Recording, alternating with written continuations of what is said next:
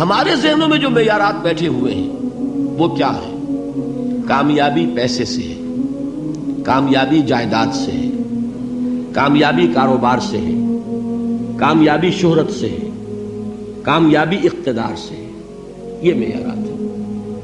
جو جتنا دولت مند اتنا کامیاب، جو جتنا مشہور اتنا کامیاب، جو جتنا پاپولر اتنا کامیاب، جو حکومت پر پہنچ گیا کامیاب، جس نے بڑا کاروبار جما لیا کامیاب، جس نے بہت جائیداد بنا لی کامیاب. یہی ہے اصل میں ساری بس کی گانٹھ.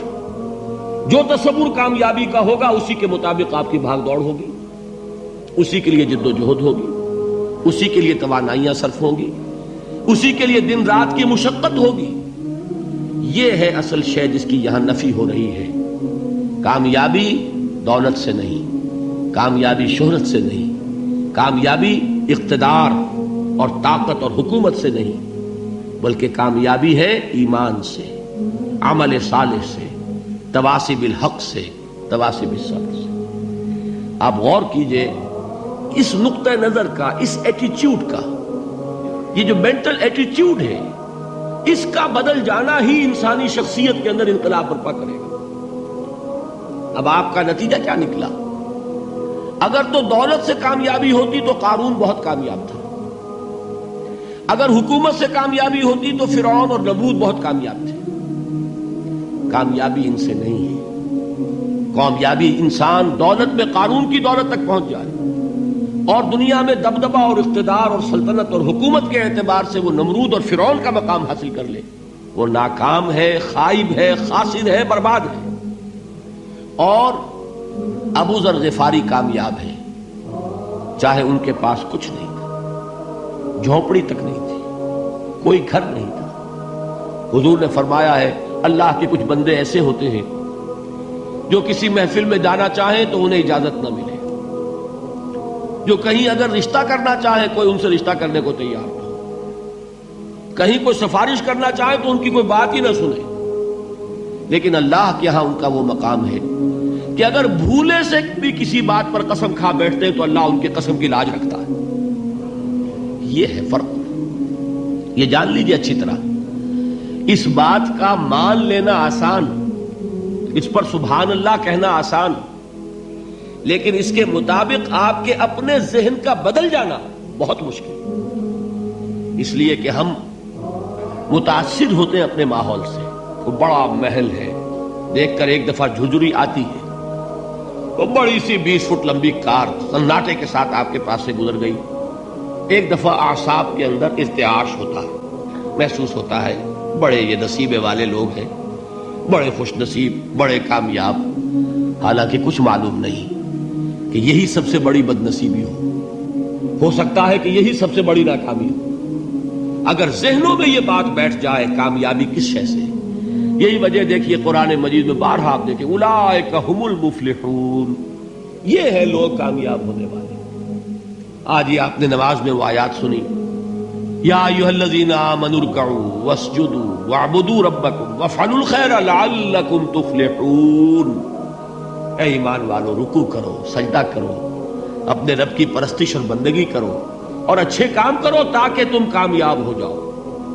تو کامیابی کن چیزوں سے ہے؟ یہ ہے سب سے بڑا سبق. یہ ہمارے دل میں اگر بات بیٹھ جائے، ٹھک جائے، تو زندگی بدل جائے گی. صبح و شام بدل جائیں گے، نقشے بدل جائیں گے، بھاگ دوڑ کا رنگ بدل جائے گا، ویلیو سٹرکچر بدل جائے گا. آج وہ ایک چیز نہایت اہم نظر آ رہی ہے، کل نہایت غیر اہم نظر آئے گی. جیسے کہ حضور کی حدیث ہے مالی ولد دنیا، مجھے تمہاری اس دنیا سے کیا سروکار ہے. انما مثلی کراکب استظل تحت شجرۃ ثم راح فترکها، میری مثال تو اس سوار کی سی ہے جو تھوڑی دیر کے لیے ایک درخت کے سائے میں ٹھہرتا ہے سستانے کے لیے، پھر وہ اپنا راستہ لیتا ہے. اسے اس درخت سے مستقل تعلق اس کا نہیں ہے، وہ اس کا گھر نہیں، وہ اس کی منزل نہیں. اسی طرح یہ دنیا میرا گھر نہیں ہے. اب دیکھیے ہم کہتے ہیں انا للہ و انا الیہ راجعون، ہم تو مسافر ہیں، ہم اللہ کے پاس سے آئے، اللہ کی طرف ہمیں لوٹ جانا ہے. کن فی الدنیا کانک غریب و عابر سبیل، حضور فرماتے ہیں دنیا میں ایسے رہو جیسے کہ تم اجنبی ہو یا راہ چلتے مسافر. لیکن یہ طرز عمل کب ہوگا؟ جبکہ یہ آیت ہمارے ذہنوں کے اندر بیٹھ گئی ہو، والعصر ان الانسان لفی خسر الا الذین آمنوا وعملوا الصالحات وتواصوا بالحق وتواصوا بالصبر۔ یہ ہے اصل بات جو میں نے عرض کیا تھا کہ میں بتاؤں گا صحابہ کیوں ایک دوسرے کو یاد دلاتے تھے۔ اس لیے کہ دیکھیے جیسے برف باری اگر ہو رہی ہو، آپ باہر نکلیں گے تو برف آپ کے کپڑوں پر جم جاتی ہے نا، تو آپ جھٹکتے ہیں کپڑوں کو تاکہ برف ہٹ جائے۔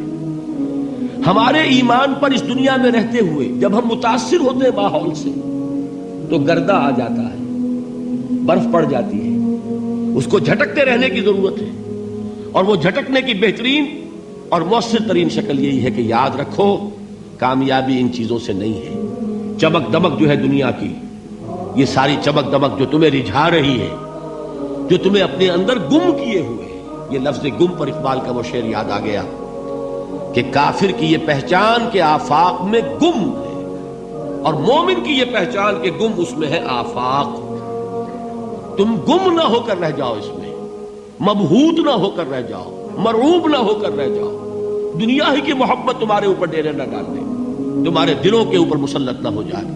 لہذا تازہ کرتے رہا کرو، والعصر ان الانسان لفی خسر الا الذین آمنوا وعملوا الصالحات وتواصوا بالحق وتواصوا بالصبر۔ پھر یاد کر لو، پھر تازہ کر لو اپنے اس یقین کو کہ کامیابی دولت سے نہیں، کامیابی ثروت سے نہیں، کامیابی اقتدار سے نہیں، کامیابی شہرت سے نہیں، کامیابی جائیداد سے نہیں، کامیابی ہے ایمان سے، کامیابی ہے عمل صالح سے، کامیابی ہے تواصی بالحق سے، کامیابی ہے تواصی بالصبر سے۔